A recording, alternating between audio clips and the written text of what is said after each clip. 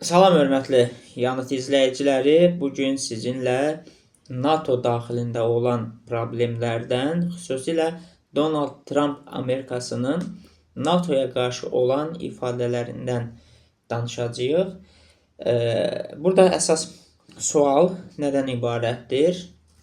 Trump dəfələrlə qeyd edib ki, Trump və onun komanda yoldaşları belə deyək, dəfələrlə qeyd ediblər ki, biz NATO ölkələrinə o layiq olduqları dərsi verəcəyik. Bunu deyəndə nəyi nəzərdə tuturlar? Yəni, istər bundan əvvəl o Trump ikinci dəfə hakimiyyətə gələndə ən çox nəyi qeyd edirdi hakimiyyətin ilk illərində? Deyirdi ki, biz NATOya ÜDM-nin 5%-dən çoxunu xərcləyirik. Amma digər NATO ölkələri, xüsusən Qərbi Avropa üzvləri, onlar heç 2% belə xərcləmirlər və mütləq bunu xərcləməlidirlər.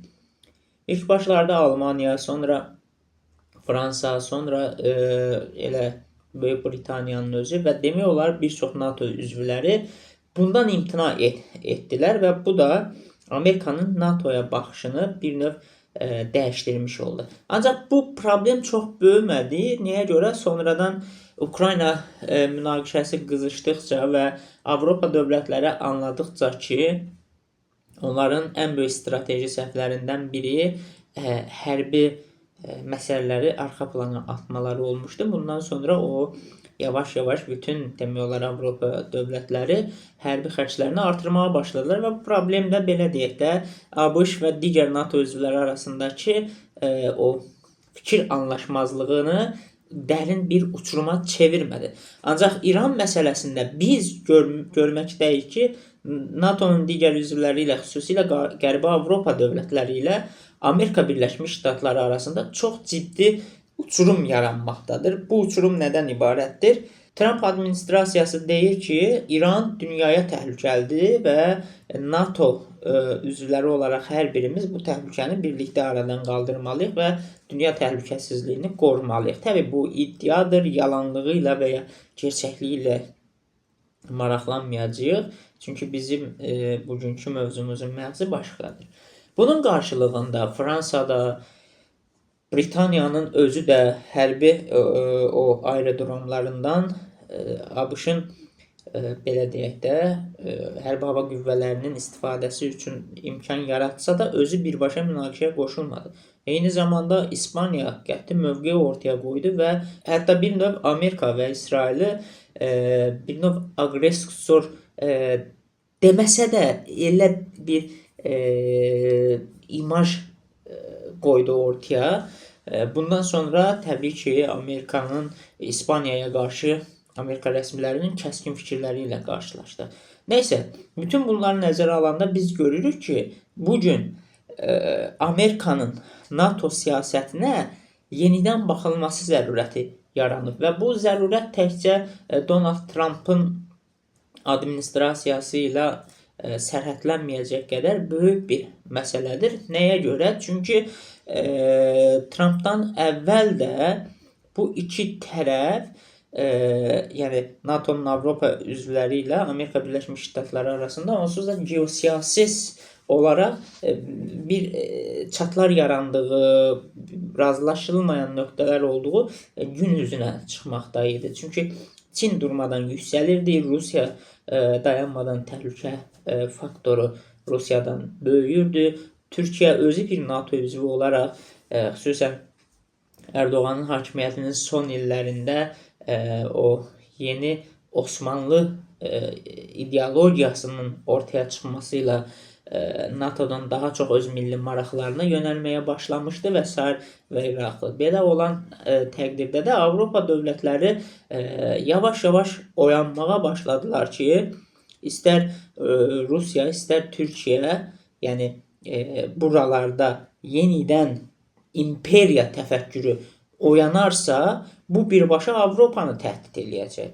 Çünki hər ikisi Avropanın şimal-şərq və şimal-cənub sərhədlərindədir və hər ikisinin imperiya gücünü geri qaytarması üçün məğlub etməli olduğu, özündən zəif hala salmalı olduğu güc elə yenə Avropadır. Çünki həm Rusiyanın, həm Osmanlının imperiya olaraq çökməsi söhbət Çar Rusiyasından gedir və daha sonra Sovet Rusiyası və Osmanlıdan gedir.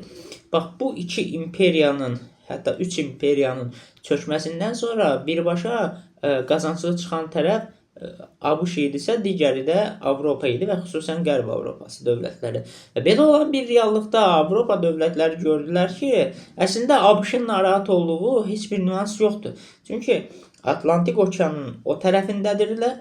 Yəni Amerika Birləşmiş Ştatlarına çatmaq qeyri-mümkündür. Üstəgəl Amerika Birləşmiş Ştatları tək başına bir dünyaya bədəldir və o ən pis halda özünü qoruma potensialına sahib olduğu üçün heç kim ona hücum etməyəcək.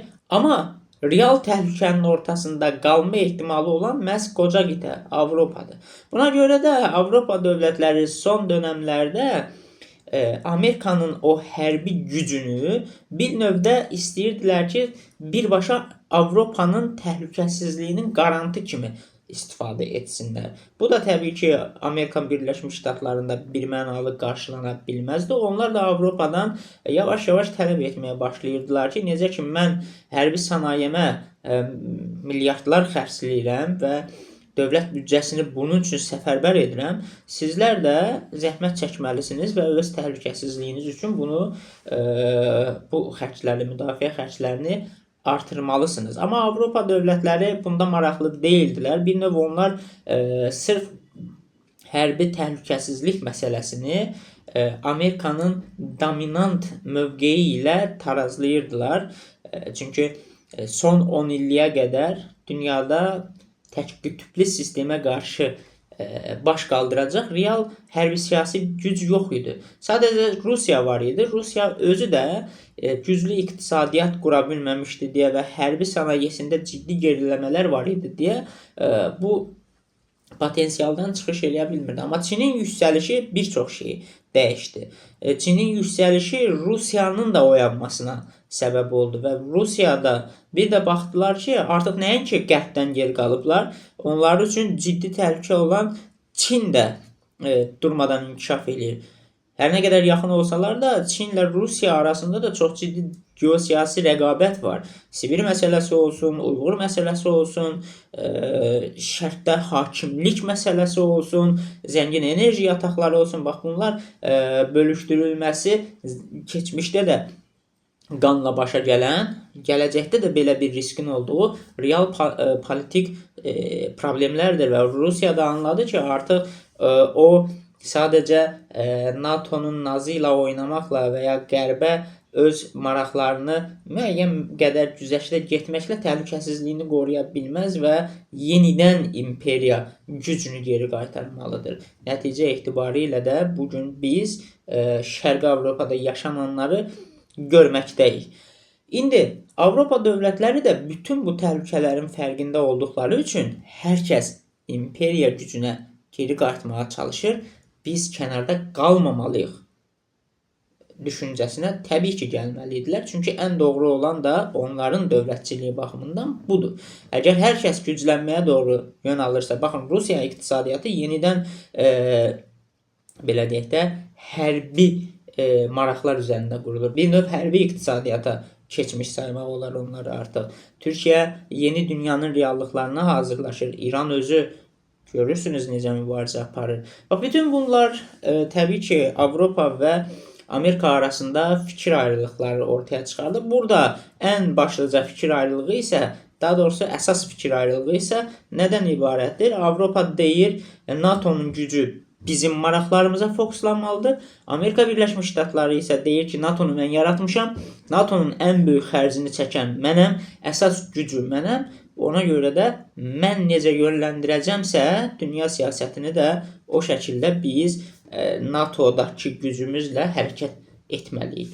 Bax, bu ciddi fərqlər yaratdı bu iki böyük hərbi siyasi mərkəz arasında, nəticə etibarilə də dağılmasını görməkdəyik. Amma NATO tam dağıla bilərmi? Mənə elə gəlir ki, bugün Amerika Birləşmiş Ştatlarının NATO'nu əvəzləyəcək real hərbi alyans qurmaq potensialı olmadığı üçün. Çünki NATO özlərindən daha güclü iki ölkə var, o da Rusiya və Çindir. Onlarla da strateji rəqibdir, bəzi məsələlərdə düşməndir.